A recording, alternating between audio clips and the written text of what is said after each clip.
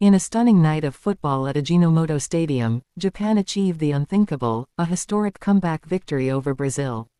The final scoreline read Japan 3, Brazil 2. It was not just a win, it was a statement, a night that will be remembered in Japanese football history forever. Brazil, the five-time World Cup champions, had entered the match with confidence. They looked calm, composed, and dominant in the first half. 2 goals ahead by half-time, everything seemed to be going according to the script. But football has a way of turning scripts upside down. What began as a display of Brazilian brilliance turned into a shocking collapse that left the world's football kingdom stunned. In the first half, Brazil's passing rhythm was smooth, their movement fluid, and their finishing clinical. Every touch spoke of confidence, every pass of experience. The Japanese defense struggled to cope with the quick exchanges and unpredictable movement. When the halftime whistle blew, the scoreboard showed 2-0 to Brazil, and few could imagine what was about to unfold.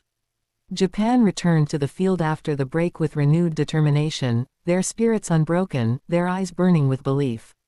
Then came the moment that changed everything. In the 51st minute, a simple back pass turned into disaster for Brazil. Center-back Fabrizio Bruno received the ball near his own box, but a misjudged pass went astray. Takumi Minamino pounced like a predator, seizing the chance and firing the ball into the back of the net. It was 2-1. The crowd erupted. The energy shifted. The Japanese players suddenly looked faster, sharper, more confident.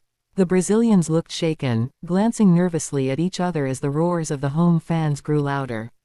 And then, it got worse for the visitors. In the 61st minute, Junya Ito whipped in a dangerous cross from the right. The ball found its way to midfielder Nakamura, who connected with a fierce volley.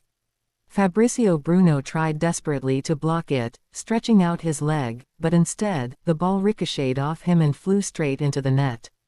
2-2. The stadium exploded in celebration. Japanese flags waved wildly. Fans screamed in disbelief and joy. The mighty Brazil had been caught. And soon, they would be conquered. Just 4 minutes later, the unthinkable became reality. A corner kick from the right, delivered perfectly by Ito, curved dangerously into the heart of the box. Striker Ueda rose highest and met the ball with a powerful header. 3-2. Japan led. For a moment, time stood still. The players, the crowd, even the cameras seemed frozen in shock. On the Brazilian bench, Vinicius Jr. sat motionless, staring blankly into space. On the pitch, the once confident Canarinho warriors looked defeated, their heads down, their shoulders heavy. The stadium was alive, a sea of red and white in full celebration. Every Japanese player fought for every inch, defending with courage and attacking with spirit. Brazil tried to respond. They pushed forward, desperate for an equalizer. But every attack met a wall of determination. The Japanese goalkeeper made crucial saves, the defenders threw themselves into every challenge, and the midfield pressed relentlessly. Minutes ticked away like hours for the Brazilians. When the referee blew the final whistle, the stadium erupted into pure ecstasy. Players embraced, fans cried, and a nation celebrated. For Japan, it was not just a win, it was a dream realized. For Brazil, it was a nightmare. The cameras caught manager Carlo Ancelotti's expression, a mix of disbelief, frustration, and disappointment. After the match, the veteran coach admitted, "No one can easily accept defeat. It's disappointing and frustrating. Tonight was a big lesson for us." His words carried the weight of truth. Brazil, known for their composure and dominance, had been undone by their own mistakes. It was not Japan's luck, it was Japan's resilience, discipline, and never-give-up spirit that turned the tide. Fabrizio Bruno, the unfortunate defender involved in 2 of the goals, stood motionless after the match. He stared into the distance, shaking his head, replaying those fateful moments in his mind. The once roaring Brazilian fans fell silent. The Samba Kings had been humbled. In the stands, Japanese supporters sang their anthem, waving scarves and flags, tears in their eyes. Every player in blue had given everything. From Minamino's relentless energy to Ueda's decisive header, from Ito's speed to Nakamura's courage, every man played like a warrior.